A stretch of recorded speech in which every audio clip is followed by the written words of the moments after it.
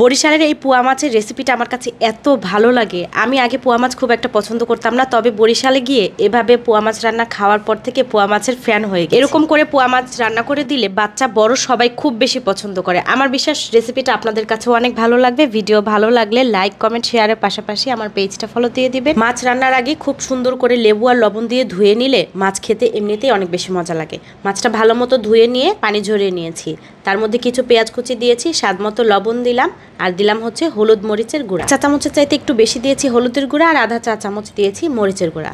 একটা টমেটো কেটে দিয়ে দিলাম, 2-3টা কাঁচামরিচ দিয়ে সামান্য একটু দিচ্ছি হচ্ছে রসুন বাটা। রসুন বাটা মাঝে মাঝে ইউজ করি, রসুন বাটা না দিলেও এটা মজা হয়।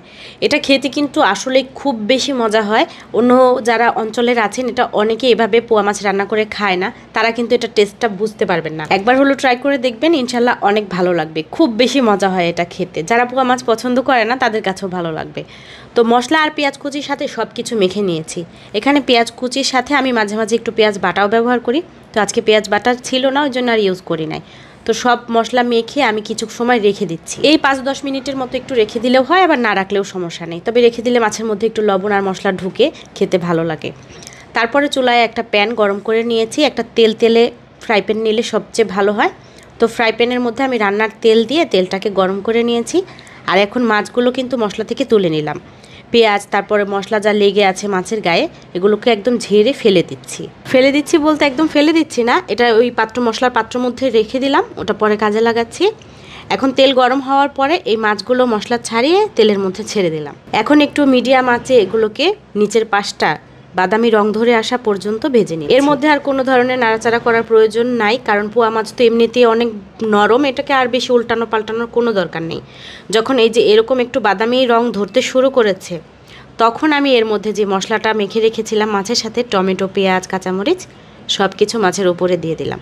এবার মাছগুলোকে উল্টে দিচ্ছি। আর আরেকটা কথা, আজকের ভিডিওটা কে কোন জায়গা থেকে দেখছেন অবশ্যই কমেন্ট করে জানাবেন। যারা বরিশাল থেকে দেখছেন বা যারা বরিশালের আছেন তারা জানাবেন যে আমার রান্নাটা কেমন হয়েছে। তো মাছগুলো সব উল্টে দেওয়ার পরে পাত্রটা ধুয়ে আমি সামান্য একটু পানি এখানে দিই, মশলাগুলো যাতে পোড়া লেগে না যায় আর মাছটার মধ্যে যেন একটা জুসি ভাব থাকে, এজন্য এই পানিটুকু দেওয়া। এখন ঢাকনা দিয়ে ঢেকে মিডিয়াম আঁচেই রান্না করছি আরও 5 মিনিটের মতো, মানে যতক্ষণ না পর্যন্ত এই যে পানিটুকু দিলাম এই পানিটুকু শুকিয়ে গিয়ে মাছের নিচের পাশটাও বাদামি দাগ ধরে যায়, ততক্ষণ পর্যন্ত রান্না করে নিচ্ছি। আমার শ্বশুরবাড়ি হচ্ছে বরিশাল অঞ্চলে, তো এজন্য আমার বরিশাল গিয়ে এই রান্নাটা প্রথম খাওয়া হয়েছে। এই রান্নাটা আমার জায়ের হাতে প্রথমবার খেয়েছিলাম, অনেক মজা লেগেছিল। আমার ননা সাপুরাও রান্না করে, খেতে অনেক মজাদার হয়। ওনাদের কাছ থেকে শিখেই আমি এই রান্নাটা করি। এখন আমার কাছে তো পোয়া মাছ এভাবে ছাড়া অন্যভাবে খেতে আর এখন ভালোই লাগে না।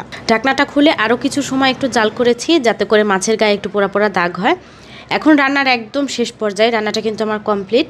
একটু ধনেপাতা কুচি আর কাঁচামরিচ কুচি দিয়ে দিচ্ছি, এটা খাওয়ার সময় অনেক বেশি ভালো লাগবে। ধনেপাতা কুচি হাতের কাছে থাকলে কিন্তু যে কোনো মাছের তরকারিতে ধনেপাতা দিলে অনেক মজা হয় খেতে। এই মাছটা ভেতরে অনেক বেশি জুসি থাকে আর গায়ে একটা হালকা ভাজা ভাজা ফ্লেভার থাকে, খেতে অনেক মজাদার লাগে। আশা করছি আমার আজকের এই রেসিপিটা সবার কাছে ভালো লেগেছে।